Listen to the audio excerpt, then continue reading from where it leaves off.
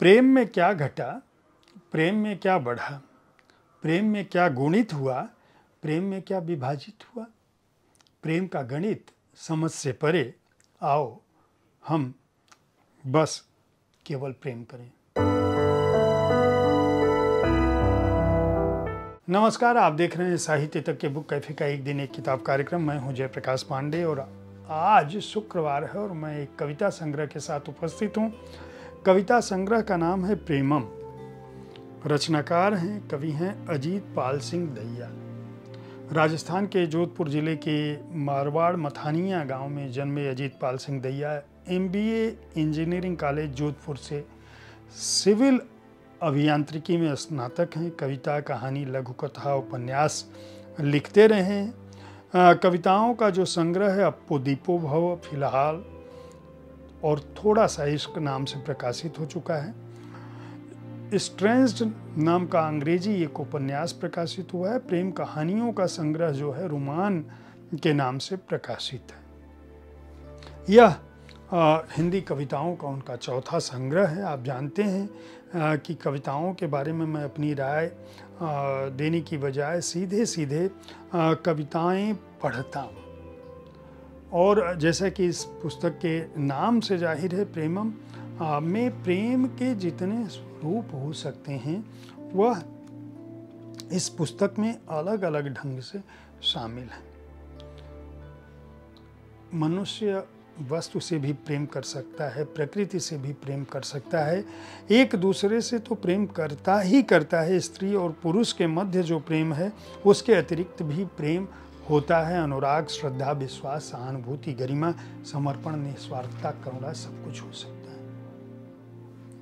मैं कविताएं पढ़ता हूँ। पहली कविता प्रेमम से जो मैं ले रहा हूँ, अजीत पाल सिंह दहिया रचनाकार हैं। 11वें नंबर की कविता है जो प्रेम के तहत जो गिनती करके वो कविताएं लिख रहे हैं, तो 11वें नंबर की कविता मैं पढ़ रहा हूँ। प्रेम करते हुए युगलों को जरूर टोका जाएगा। प्रेम में लोग पवित्रता नहीं सिर्फ वासना देखेंगे। प्रेम करते हुए युगलों को जरूर टोका जाएगा। प्रेम में लोग पवित्रता नहीं सिर्फ वासना देखते हैं। देहों से निकलते हैं जो काम रस, ठहराए जाएंगे दोषी। यह प्रेम नहीं कामुक देहों की धृष्टता है। देश को प्रेम की नहीं व्यवस्था की आवश्यकता है। इस तरह पनपा अगर प्रेम, जलकुंभियां फैलती हैं जैसे, तो तालाब हो जाएंगे अस्वच्छ। प्रेम को पनपने नहीं दिया जाएगा जलकुंभियों की तरह। इस तरह यदि युगल करते रहे प्रेम, तो प्रेम करना रिवाज बन जाएगा। प्रेम का रिवाज बनना रास नहीं आएगा लोगों को। प्रेम विध्वंस करेगा व्यवस्था का। व्यवस्था रहनी चाहिए, प्रेम नहीं। प्रेम बंद कमरों के भीतर थोड़े से समय की चीज है। बंद कमरों से बाहर प्रेम का घोर विरोध करेंगे लोग, क्योंकि वे सिर्फ बंद कमरों के भीतर के प्रेम के आदी हैं। उन्हें मालूम भी नहीं है प्रेम के मायने। अपने बंद कमरों में वासना को भी वे समझते हैं प्रेम। बस खुलेआम प्रेम का रिवाज नहीं बनना चाहिए। व्यवस्था को बनाए रखने के लिए प्रेम को टोका जाएगा। एक दूसरी कविता जो मैं पढ़ रहा हूँ वो 36वें नंबर की कविता है, यही प्रेम खंड की। आप देखिए कि प्रेम के किस तरह के बिंब रख रहे हैं अजीत पाल सिंह दहिया।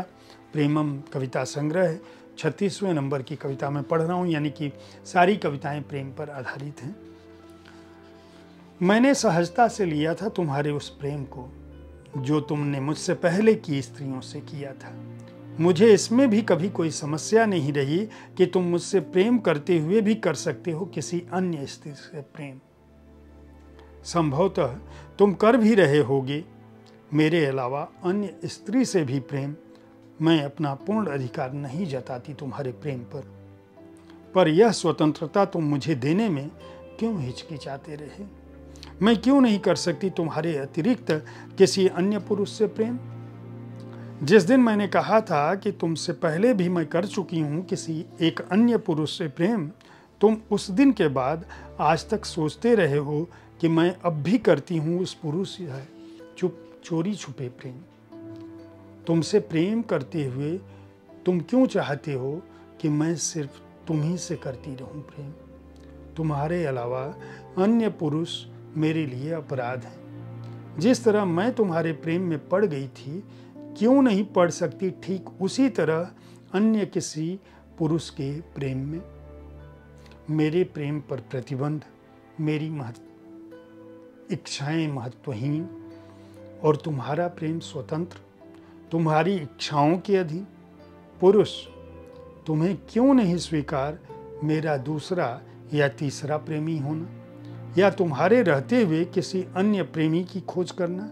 प्रेम में हम स्त्रियों को क्यों नहीं मिलती पुरुषों के तुल्य समानता। तीसरी कविता में जो पढ़ रहा हूँ अजीत पाल सिंह दहिया का संग्रह है, प्रेमम कविता संग्रह का नाम है और कविता का शीर्षक है विदा। मैं जब भी तुमसे मिलता हूँ तो जी भरकर मिल लेता हूँ। मैं जब भी तुमसे मिलता हूँ तो जी भरकर मिल लेता हूँ। हर मिलने के बाद जब मैं तुमसे विदा लेता हूँ तो कहता हूँ चलता हूँ, फिर मिलेंगे। पर मेरी इस फिर मिलेंगे वाक्यांश का अर्थ असल में फिर मिलेंगे होता ही नहीं है। फिर मिलेंगे मैं मात्र दिखावे के तौर पर कहता हूँ। फिर मिलेंगे उच्चारित करने के तुरंत बाद जब मैं पलटता हूँ तब दिल से कहता हूँ अलविदा। अलविदा इसलिए कि मैं जानता हूँ इस मुलाकात के बाद शायद मैं दोबारा तुम्हें कभी नहीं मिल पाऊँ, शायद फिर कभी नहीं। पता है क्यों? क्योंकि सुंदर चीज़ें और सुंदर साथ हमेशा नहीं रहते। तुम्हारे सुंदर साथ का शुक्रिया करते हुए मैं अलविदा कहकर ही विदा होता हूँ, हमेशा एक आशंका लिए कि तुम शायद फिर मुझे नहीं मिलो। और चौथी कविता प्रेमम कविता संग्रह है, अजीत पाल सिंह दहिया का कविता संग्रह है। इसका शीर्षक है वसंत। तुम्हारे होने और तुम्हारे न होने का फर्क ही करता है वसंत को परिभाषित। तुम्हारे होने और तुम्हारे न होने का फर्क ही करता है वसंत को परिभाषित।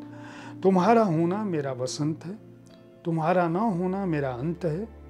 तुम्हारे साथ बीती उन फरवरियों में जो फूल खिले थे, जो तितलियां उड़ी थी, जो बुलबुलें गुलमोहर की शाखों पर गाया करती थी, मुंडेरों पर जो गुलाबी धूप छाया करती थी, हवाएं बदन को छूकर उन्माद जगाया करती थी।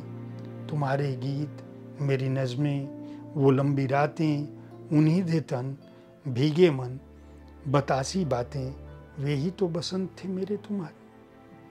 कहाँ हो तुम इस फरवरी में? मेरा बसंत अब तक नहीं आया।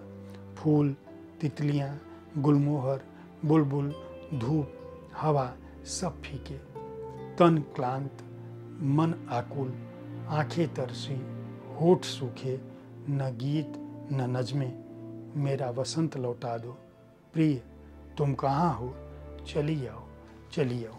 अगर आप प्रेम पर आधारित कविताओं को पढ़ना चाहते हैं तो प्रेमम कविता संग्रह को खरीद कर पढ़ सकते हैं। इसे वेरा प्रकाशन ने प्रकाशित किया है और इस कविता संग्रह का मूल्य 200 रुपये है।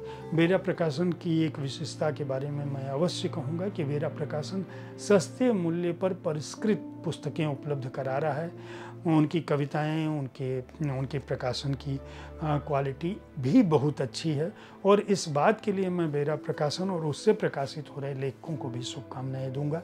इसी तरह से आप पुस्तकें प्रकाशित करते रहिए, स्तरीय पुस्तकें प्रकाशित करते रहिए, ताकि पाठकों को उनकी क्रय क्षमता के अंदर अच्छी पुस्तकें, अच्छा साहित्य, अच्छी कविताएं, अच्छे संग्रह, अच्छे कथा संग्रह और कविता संग्रह मिल सकें।